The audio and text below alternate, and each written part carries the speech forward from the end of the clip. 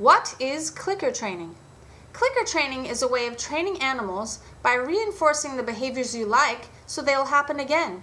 You can either use food, toys, or the environment to reward your dog or animal.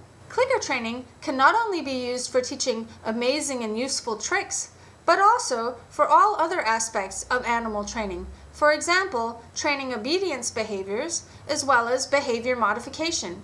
You can teach an excitable dog to be calm and relaxed in exciting situations and also solve problems like shyness, reactivity, or aggression in animals.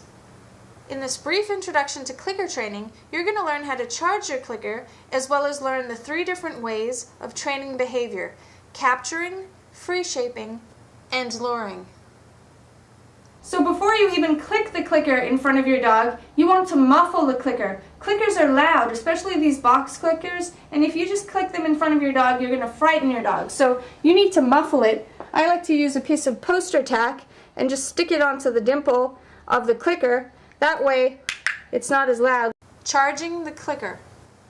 The first step to clicker training after muffling your clicker is to charge your clicker or build meaning to the clicker. Otherwise, the dog doesn't really know what it means. So to do that, you're going to click, pause, feed your dog a treat.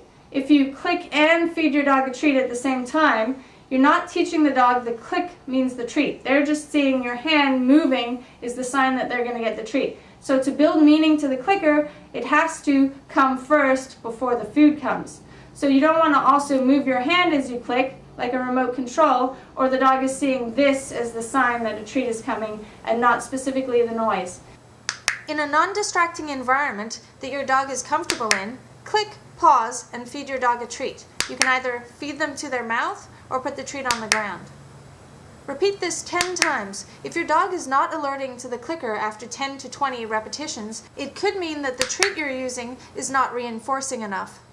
Once you have conditioned the clicker, you can start to reinforce and train the behaviors that you like. This puppy is being reinforced for sitting. If you've muffled your clicker, it's okay to click near your dog's head because it's not loud, it doesn't hurt their ears. But if this piece of poster tack wasn't on there, that would be extremely painful to Splash's ears to have me clicking near it. Luring. Here are some examples of behaviors that can be trained using luring. Luring is a form of shaping where you're utilizing a piece of food, a toy, or a target while reinforcing responses in the direction towards the finished behavior. The great thing about luring is that you can teach a large quantity of behaviors in a short amount of time, creating variety to training sessions, which keeps animals interested and enthusiastic about learning, as well as making you unpredictable as a trainer. The hardest aspect of luring is removing the lure to acquire the finished behavior.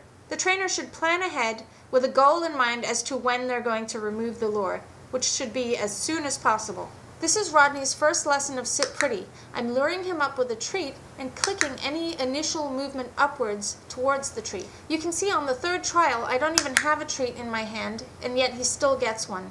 Here you can see Vinny learning to spin in a circle using a lure, and the finished product. If you have a dog that becomes overexcited when lured with food or a toy, you can teach the dog to target your hand or an object and then use your hand or the object as a lure. Look left. Look left. Good job. Free shaping.